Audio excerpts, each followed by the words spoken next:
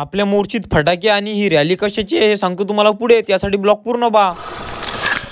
आम्ही निघालो मोर्शीला जाण्यासाठी, कारण की आपल्याला तिथून वस्तू आणायच्या होत्या. मित्रांनो, तुम्ही जर आपल्या युट्यूब चॅनलला आतापर्यंत सबस्क्राईब नसेल केलं तर लवकरात लवकर सबस्क्राईब करून घ्या. मग काय काढली 100च्या स्पीडने गाडी आणि डायरेक्ट पोहोचलो मोर्शीत. इथे आल्यावर पहिले तर होते पेंडलचं दर्शन. मित्रांनो, तुम्ही आपला ब्लॉग कोणत्या गावावरून बघत आहे ते कमेंटमध्ये नक्की सांगा. आणि मग मी येतो डायरेक्ट जस्त मोर, आणि इथे आल्यावर पाहतो तर काय फटाके फोडणं चालू होते.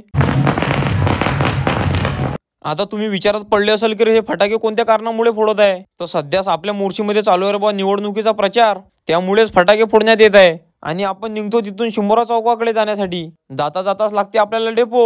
आज ऊन तर खूपच जास्त तपलं होतं. उन्हाचा सामना करत आम्ही येतो कटारिया गॅसमध्ये, पण इथं आल्यावर पाहतो तो काय हे तर बंद होतं. बाहेर कस्टमर पण दुकान खुलाची वाट पाहत होते. थोड्याच वेळात दुकान पण खुलून गेलो. सिलेंडर ऑर्डर केला आणि आम्ही डायरेक्ट आलो पेट्रोल पंपावर, कारण की आपल्या गाडीला लागली होती ताण. गाडीची ताण मिटवली आणि आम्ही निघालो मार्केटात जाण्यासाठी. मार्केटात आल्यावर आम्ही पहिले येतो सिमरन एंटरप्राइजेस मध्ये. इथून आपल्याला घ्यायचं होतं खुर्ची आणि डायनिंग टेबल. डायनिंग टेबल पाहायला गेला तुमचा ब्लॉगर डायरेक्ट गोडाऊनवर. खुर्ची आणि डायनिंग टेबल फायनल करून घेतले. खाली आल्यावर आपल्याला दिसते चॉकलेट बॉय. रोम रोम भाइयों. त्याला टाटा बाय बाय करून आपल्याला जायचं होतं समोरच्या दुकानात कुकर घेण्यासाठी. कुकर घेऊन घेतो आणि आपल्याला पॅक करायला लावतो. तेवढ्यात पाहतो तर काय मार्केटात पण आपल्याला डबल दिसते भाऊ रॅली.